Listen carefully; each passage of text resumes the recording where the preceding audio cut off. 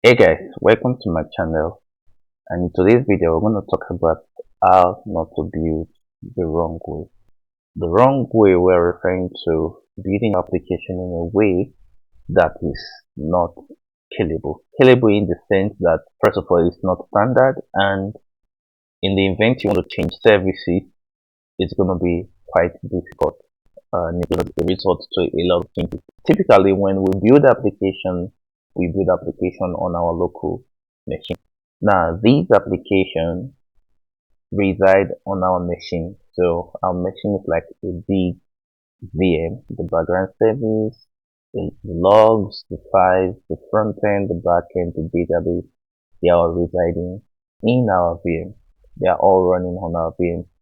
For development purpose, it's okay, and it's a process every developer tends to go through. Though in some companies try to isolate databases, for if you are building a SaaS application, either as a solo developer or as a business, you should avoid this kind of development practice. Now the reason is that number one, it's not standard, even though it might be working, and number two, in the event that you want to scaling might be difficult because the different parts are coupled together and they need to be residing together. Now, most likely you are running this service on your local, you develop it on your local machine, and you're most likely using possibly 8256 or minimum 8256 SSD, Core i7, 32 gig or 16 gig RAM, or maybe you're using a MacBook, the M chip series. If you have to pay for the equivalent of your local machine on a cloud service, it's going to cost you a lot. And for large numbers of users, it's not really a scalable system. It's pertinent that these all parts should be separated as much as possible. So if you see on this slide, each of the big VM is separated, so there's nothing like a big VM that you're going to be interacting with. Now the first thing is, let's start with the backend. Your backend should be on its own VM and should not share VM with any part of this structure. For your logs, it's proper or it's best to use an external logging service. Do not log to files. Now I think I've seen a couple of people log to files. It works, but your file have to sit most likely in a VM, and it's going to cost you a lot. So it's best to log to an external service, a logging service. So you can use CloudWatch, which belongs to AWS. You can use Sentry, the other logging provider. You can use Google Cloud Logging. You can use a logging service, a logging service, so you can log errors, you can log information as much as you want, and some of them have good reporting system. Like I know in AWS and Google Cloud, you can configure the logs to alert you if there are some issues and the like, so you can do that. And also on Sentry too, you can do that. Best to use an external logging system. Do not, like I repeat, do not log to files. Then for your file, like your image files, your video, your PDF, for your files, you should use an external storage system. They tend to be cheaper compared to running them on a VM. And the best part is you can actually put your file behind the CDN. So your backend will be interacting with a CDN instead of the storage system. An example of this storage system is AWS S3. You can also use Azure Blob Storage. You can use Google Cloud Storage, and you can use some other external storage system for your files. For me, I would advise you put the file behind a CDN. Then for your background service, do not put your background service on the same VM with your backend. Now for small applications, it is okay. Let's say your application have its most users during the day. You can set your background service to be at night. But For larger applications that tend to have users round the clock, background service should be on a separate VM. Since background service don't run often, there are platforms that can enable you save cost because most VMs are billed per hour, or most likely they have fixed cost at the end of the month or at the end of the year.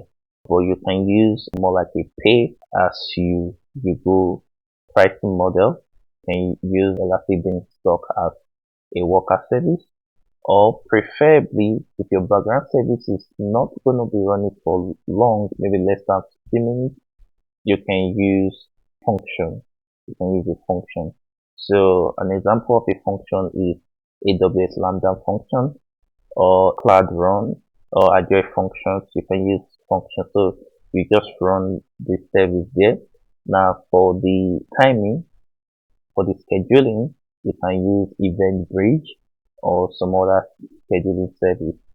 For I think that might be a little bit more complicated, but you can actually check out for other scheduling service instead of putting your background service on the same VM as the backend. Now, if your background service is going to be running frequently, then you can opt for a VM. Maybe your background service is going to be running for every 5 minutes. I think that's quite short. You can opt for a VM, but the bottom line is let there be separation of cosine. Now, the reason for that is background service, you might not find the need to scale your background service VM, but for your backend, as you get more requests, you will want to scale your VM. Now, if both of them are on the same VM, this one might be eating up resources that are needed for serving clients. Very important that client VM application users VM is different from the background service VM, so you can easily scale this backend. So the one major reason for this separation is you can scale this VM since it's not carrying a lot of loads and it's not saving files. You're not trying to access log from it, and it's not serving front end. You can just scale it efficiently on its own. For your database, you should use an external database service, or if you are using your own database service, it should be on a separate VM. Your database should not be on the same VM with your backend. It should be on a separate VM. You can scale it on its own too without having to scale the whole entire VM, which will most likely be more expensive than when you're scaling the individual. For your front end, also use a separate VM. But in my opinion, using VM for front end is quite an overkill. I'll prefer, since front end are static files, except you are using a backend, let's say a backend is serving your front end. But in this case, since we have Next.js and React, which we can generate static files from, you should put your static files on the storage like your file, and also preferably put them behind a CDN. CDN makes it already scalable. You don't need to concern yourself about load balancer and the like. So it's scalable, it's cheaper, and it saves you a lot of cost.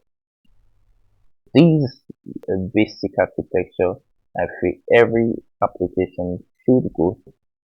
For backend, you can go deeper. You can then have an API gateway. You can also put proxy. You can put load balancer, and you can go for monolithic or go for microservice.